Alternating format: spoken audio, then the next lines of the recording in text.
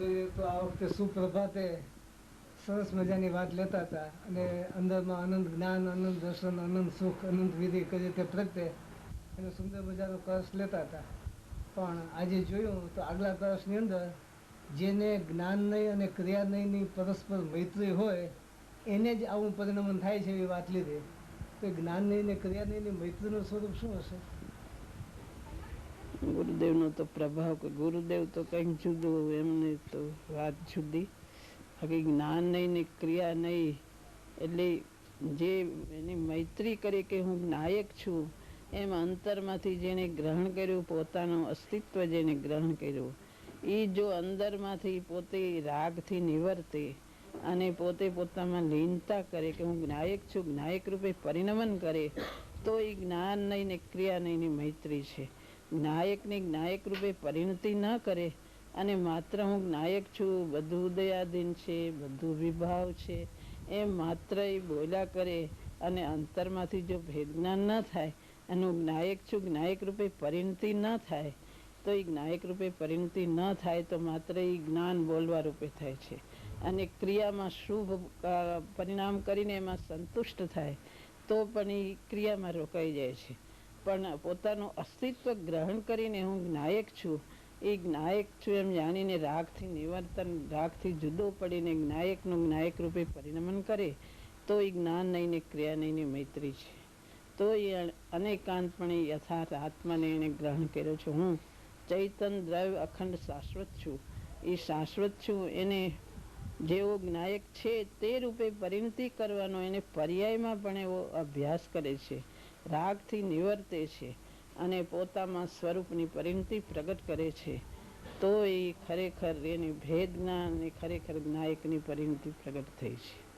માત્ર એકલી ક્રિયામાં સંતુષ્ટ થાય ને માત્ર બોલવામાં હું જ્ઞાયક છું, જ્ઞાયક છું કર્યા કરે અને બધું ઉદયાધીન છે અને અંતરમાંથી રાગથી નિવર્તન કરતો નથી ને ભેદ જ્ઞાનની પરિણતિ નથી કરતો, તો એને જ્ઞાન ને ક્રિયા એની મૈત્રી નથી.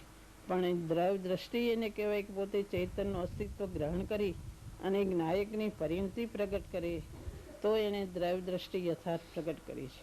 એવી જ્ઞાયકની પરિણતિ અંતરમાંથી પ્રગટ કરે તો એ જ્ઞાન નહીં ને ક્રિયા નહીં મૈત્રી તો એને કરી છે. તો એમાંથી એને આત્માનું સ્વરૂપ જે આનંદ સ્વરૂપ છે, આનંદ જેનું રૂપ છે, એવું જે ચૈતન, જે અનંત જ્ઞાન, અનંત દર્શન સ્વરૂપ છે, એવો જે આત્મા, એમાં એને એ પ્રગટ થાય છે. આવી ભેદ જ્ઞાની ધારા જેને પ્રગટ થાય, વારંવાર જ્ઞાયક છું, જ્ઞાયક છું એવો અભ્યાસ અંતરથી પરિણતિ પ્રગટ કરીને વિકલ્પ તૂટીને અંતરમાં લીનતા કરે, જ્ઞાયક છું તે રૂપે, તો જે આનંદ જેનું રૂપ છે, આનંદ સ્વરૂપ જેનું અસ્ખલિત એક રૂપ છે, એવું જ્ઞાન સ્વભાવ એને ખીલી નીકળે છે. એ પોતે નિર્વિકલ્પ સ્વરૂપમાં લીન થાય તો એમાંથી ખીલી નીકળે છે. અને ગુરુદેવ જ કહેતા હતા, ગુરુદેવ તો કોઈ અપૂર્વ એમની કોઈ અપૂર્વ વાણી અને એમનું શ્રુત જ્ઞાન ને કોઈ અપૂર્વ કહેતા હતા. ગુરુદેવનો તો પરમ ઉપકાર છે. એવો આત્મા જે જ્ઞાન ને ક્રિયા નહીં મૈત્રી કરે એને પ્રગટ થાય છે. માત્ર એકલું બોલ્યા કરે એમાંય નથી પ્રગટ થાય અને શુભ ભાવમાં સંતુષ્ટ થઈ કે ત્યાં કરે તો પણ નથી થતું. પણ હું ચૈતન જુદો છું એમ પોતાનું અસ્તિત્વ ગ્રહણ કરીને ભેદ જ્ઞાનનો અભ્યાસ કરે વારંવાર, એ આવે છે ને જ્ઞાન રૂપી કરવતથી એને ભેદ જ્ઞાન કરે, તો ભેદ જ્ઞાન કરે તો એ અંદરથી જ્ઞાતા દ્રવ્ય પ્રકાશી નીકળે છે. પણ એ એવી રીતે કે એમાં નાયક પ્રકાશી નીકળે, એવી રીતે એને જ્ઞાન નહીં ક્રિયા નહીં મૈત્રીથી ચૈતન્ય એવી રીતે ગ્રહણ કરે છે ને એવી રીતે અભ્યાસ કરે છે તો એ પ્રગટ થાય છે. એવું અનંત જ્ઞાન જેનું સ્વરૂપ છે, અચળ જેની જ્યોત છે, કે જેની જ્યોત જેનું વીર્ય આનંદ છે, જે અંદરમાં સુસ્થિતપણે જે સંયમ રૂપ વર્તે, એવો જે આત્મા પ્રગટ થાય છે. પહેલા અંશ પ્રગટ થાય, સ્વાનુભૂતિ થાય, એનો પ્રભાત થાય ને પછી પોતે અખંડ, પોતે અનંત શક્તિઓથી ભરેલો પૂર્ણ સ્વરૂપ છે. પણ એનો પ્રભાત થતા પૂર્ણ જે પ્રભાત થાય તો અવશ્ય કેવળ જ્ઞાન પ્રગટ થાય જ છે. એટલે પૂર્ણ કેવળ જ્ઞાન એમાંથી પ્રગટ થાય. અનંત જ્ઞાન, અનંત દર્શન, અનંત બળ ને આનંદમાં જેનું રૂપ, આનંદ રૂપ જેનું આનંદ રૂપ છે એવો આત્મા પ્રગટ થાય છે. એ સ્વાનુભૂતિમાં પણ જેનો આનંદ રૂપ છે એવો આત્મા પ્રગટ થાય છે, અને પૂર્ણ દશામાં જેનો આનંદ રૂપ છે એવો આત્મા પ્રગટ થાય છે. અનંત જ્ઞાનથી ભરેલો આત્મા કે જેમાં કોઈ એનો પાર નથી, એવું અનંત જ્ઞાન છે, એવું અનંત દર્શન છે, એવું અનંત બળ છે, એવું અનંત વીર્ય, એવું એને અનંત અનંત પ્રગટ થાય છે. બાકી નથી પ્રગટ થતું, એમાં એ રોકાઈ ગયો છે બહારમાં. એ જ્ઞાતા ને જ્ઞેયની એકતા બુદ્ધિ, કે જે જ્ઞેય જણાયને હું એને જુદું પાડતું નથી, એમાં એ એકતામાં રોકાઈ ગયો છે. બહારમાં કરતા બુદ્ધિમાં, બહારની ક્રિયાઓમાં, કે જાણે મેં બધું બહુ કર્યું એમાં રોકાઈ ગયું છે. એવું બહારનું એવા બધામાં રોકાઈ ગયો. રાગની ક્રિયાઓમાં જ રાગને હું બે એક છીએ એવી રીતે રોકાઈ ગયો છે. એનાથી જુદો પડે કે હું જ્ઞાયક છું, જે જ્ઞેય જણાય એનાથી હું જુદો જ્ઞાયક છું. અને જે રાગ થાય એનાથી પોતે ભેદ જ્ઞાન કરે છે. હું પર પદાર્થનું કંઈ કરી શકતો નથી, પણ હું તો જ્ઞાયક છું. પોતે જ્ઞાયકમાં મારી પરિણતિ થાય, જ્ઞાયક રૂપે હું પરિણતિ કરું, એ જ મારી ક્રિયા. આ બહારનું જે કરવું એ મારી ક્રિયા નથી, તો પરદ્રવ્ય છે. એનાથી છૂટો પડે છે તો એમાંથી એને અનંત જ્ઞાન, અનંત દર્શન, આનંદ રૂપ છે એ પ્રગટ થાય છે. એટલે એ માર્ગ ગુરુદેવે બતાવ્યો છે. એ ભેદ જ્ઞાનના માર્ગે જે આ આનંદ રૂપ, જે ચૈતન સ્વરૂપ અપૂર્વ, જે જેની સાથે કોઈનો મેળ નથી, એવો અપૂર્વ આત્માથી પ્રગટ થાય છે. અને એ પરિણતિ પ્રગટ કરે એને જ્ઞાન ને એને ક્રિયા ને એની મૈત્રી હોય. હા, નાયકની પરિણતિ પ્રગટ કરે તો જ્ઞાન નહીં, ક્રિયા નહીં, મૈત્રી છે. નાયકની પરિણતિ નથી પ્રગટ થઈ તો એ મૈત્રી નથી. વિકલ્પથી નક્કી કરે કે આ જ્ઞાન, આ ક્રિયા એમ, બાકી અંદર પરિણતિ નથી તો જ્ઞાન નહીં ને ક્રિયા નહીં ને મૈત્રી નથી થઈ. કોઈ ક્રિયામાં રોકાઈ જાય છે, કોઈ જ્ઞાનમાં રોકાઈ જાય છે. અને કોઈ મુમુક્ષુ આત્માર્થી હોય તો એમ માને કે મારાથી થતું નથી, પણ આ નાયકની પરિણતિ જ પ્રગટ કરવા યોગ છે. વસ્તુ સ્વરૂપ આમ છે કે દ્રવ્ય વસ્તુ સ્વભાવે જુદું, એને જુદું પાડવાથી શુદ્ધ પર્યાય પ્રગટ થાય છે. એમ વિકલ્પથી જ્ઞાન કરે, એમ આત્માર્થી હોય એવી રીતે જ્ઞાન કરે, પણ જ્ઞાન ક્રિયાની મૈત્રી તો અંદર નાયક દશા પ્રગટ થાય તો જ જ્ઞાન નહીં ક્રિયા નહીં મૈત્રી થાય. પેલા એ સમજે ભાવનામાં એમ કે કરવાનું આ છે. બાકી જે નથી સમજતો એ એકાંતમાં તણાઈ જાય છે, માત્ર બોલ્યા કરે આત્મા જ્ઞાયક છે. અને કોઈ થોડુંક કાર્ય શુભ ભાવ કરે તો હું ઘણું કરું છું એમ માને, એ નહીં. પણ યથાર્થ આત્માર્થી હોય જેને આત્માનું પ્રયોજન છે, એ બરાબર સમજે છે કે આ વસ્તુ દ્રવ્ય વસ્તુ સ્વભાવે જુદું છે, પણ એમાંથી આ રાગ એનો સ્વભાવ નથી, પણ એ જ્ઞાયક રૂપે હું કેમ પરિણમું એવી જાતની એની ભાવના રહે છે. અને એવો એ નિર્ણય કરે છે કરવાનું આ જ છે.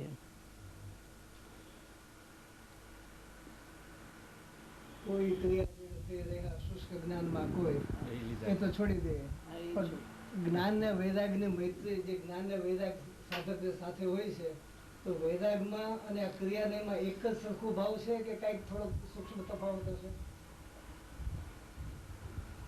જ્ઞાન અને વૈરાગ અને ક્રિયામાં માત્ર એ ક્રિયામાં રોકાય છે. અને ઓલો વૈરાગ છે એ વૈરાગી છે, એકલો વૈરાગમાં રોકાય. ક્રિયા ને વૈરાગ લગભગ ઓલો માત્ર બાહ્ય ક્રિયામાં રોકાય છે, ઓલો એમાં વૈરાગ કર્યા કરે છે. એમ એટલો ફેર છે. મૈત્રી જે છે સાધકની ભૂમિકા છે, ક્રિયા નહીં જે લઈએ અને વૈરાગ ની વાત લઈએ, બે એક સરખી જ વાત છે કે કઈક થોડોક તફાવત હશે બે વચ્ચે? જ્ઞાન નહીં ને ક્રિયા નહીં ને મૈત્રીમાં એ ક્રિયા નહીં, એમાં વૈરાગ ભેગો આવી જાય છે. એમાં ભેગો વૈરાગ, એમાં વૈરાગ ભેગો હોય તો જ એની ક્રિયાની પરિણતિ થાય છે કે હું નાયક છું. અને એમાંથી નિવર્તવાની ક્રિયા જે થાય છે, સ્વરૂપની નિંદતાની ક્રિયા જે થાય છે, એ વૈરાગ વગર થતી નથી. માટે એમાં ક્રિયા નહીંમાં ભેગો વૈરાગ સમાઈ જાય છે, એમાં વિરક્તિ સમાઈ જાય છે. સમ્યક નિર્વેદ જેવું છે. ક્રિયા નહીંમાં અસ્થિભાવે વિતરાગતા પ્રગટ કરવી અને વૈરાગમાં રાગથી પાછા ફરવું, એવો ભાવ હશે. હા, એ વૈરાગ એટલે વિરક્તિ, નાસ્તિ કરીને ઓલી સ્વરૂપમાં પરિણતિની અસ્થિ કરે છે. અસ્થિ નાસ્તિ, પણ વાસ્તવિક અસ્તિત્વ ચૈતન્યને ગ્રહણ કર્યું એ અસ્તિત્વ. દ્રવ્યને ગ્રહણ કરવી. પણ આ પરિણતિ પ્રગટ કરી, પરિણતિની અપેક્ષા એ અસ્થિ છે અને વિરક્તિ થઈ નાસ્તિ છે.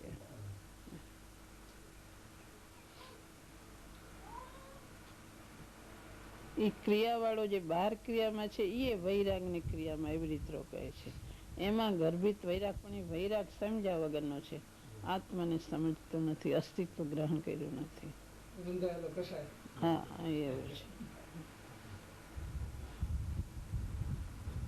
સાધકને બે સાથે હોય પણ મુખ્ય ગુણ કઈ રહેતું હશે કે નહીં શરૂઆતમાં થોડું ઘણું? જે સાધકની પરિણતિ છે શરૂઆતમાં રે એમ નહીં, એનો માર્ગ જ એ છે કે દ્રવ્ય દ્રષ્ટિ, દ્રવ્યની દ્રષ્ટિ મુખ્ય રહે છે. એમાં જે પુરુષાર્થ થાય છે એ પર્યાયમાં મારે આ વિભાવ છે એનાથી છૂટો પડી અને સ્વરૂપની પરિણતિ પ્રગટ કરે છે. એ ગૌણ દ્રવ્ય દ્રષ્ટિ અપેક્ષા એને ગૌણ રહે છે અને પરિણતિ અપેક્ષાએ એને મુખ્ય કહેવાય. કોઈ વાર મુખ્ય ગુણ એમ કહેવાય, પણ દ્રવ્ય દ્રષ્ટિ તો એને સદાને માટે મુખ્ય જ રહે છે. લીનતાની ભાવના કરે, મારે લીન થવું છે એમ ભાવના આવે, ચારિત્રની ભાવના આવે, એમ બધી પર્યાય અપેક્ષા એને મુખ્ય એમ કરે. પણ એની અંદર જે દ્રષ્ટિ છે, દ્રષ્ટિ અપેક્ષા એ કોઈ મુખ્ય થતું નથી. સુપ્રભાતથી માંડીને કેવળ જ્ઞાન સુધીની બધી વાતમાં સ્વયંમેવ પ્રાપ્ત થયેલ સ્વયંભૂપણું લીધું.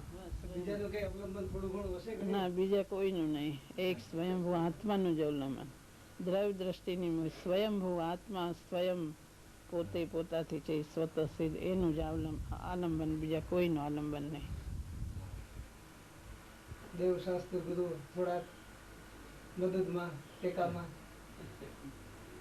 પોતા ચૈતન દ્રવ્યનું જ આલંબન, બીજા કોઈનું. શુભ ભાવનામાં એને આલંબન કહેવાય. દેવગુરુ શાસ્ત્રને શુભ ભાવમાં આલંબન. મારી સાથે રહેજો, હું મારા આત્મામાં જાઉં છું, કારણ કે મારી અધુરાશ છે, એટલે શુભ ભાવ મને આવે છે, તો તમે મારી સાથે રહેજો. મને તમારો આદર છે, મારો સ્વભાવનો જેમ મને આદર એમ તમારો મને આદર છે, માટે મારી સાથે રહેજો, હું તમારો આદર કરું.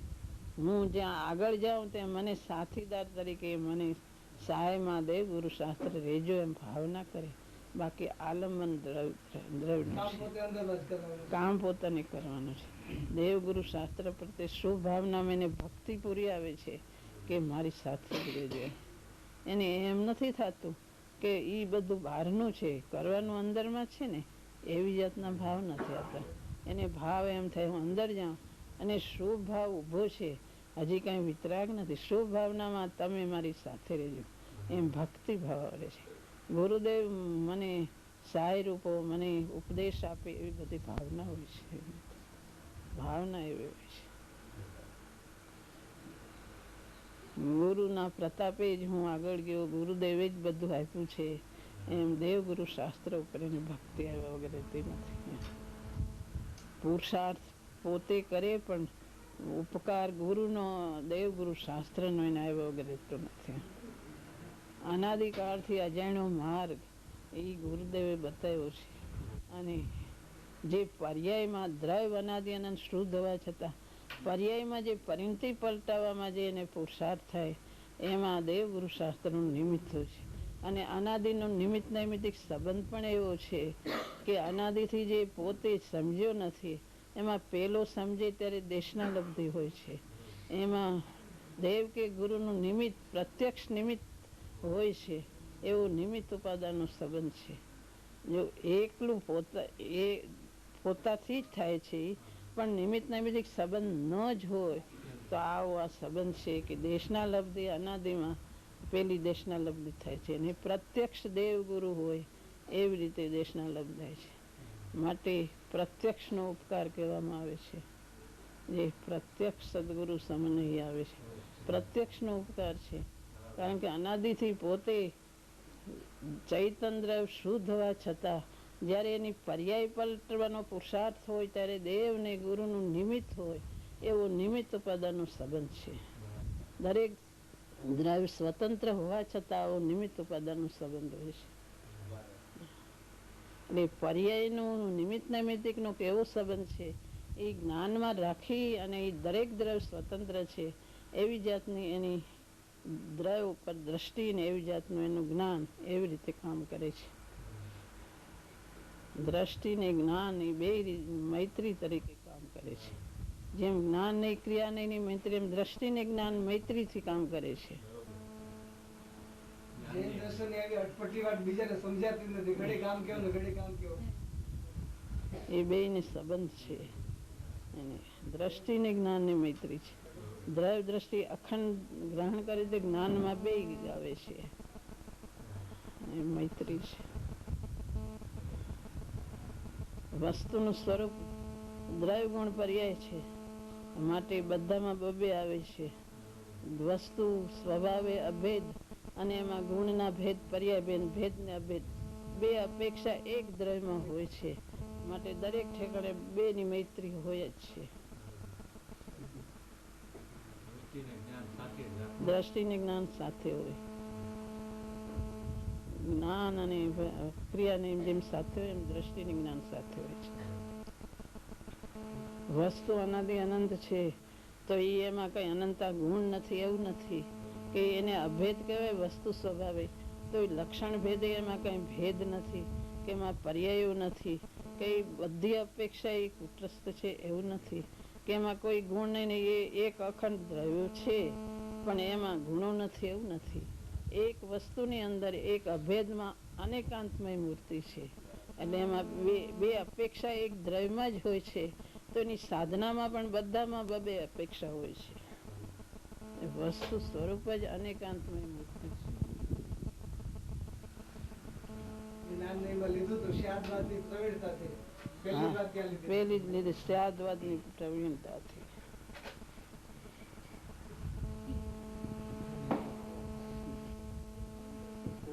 ભગવતી મા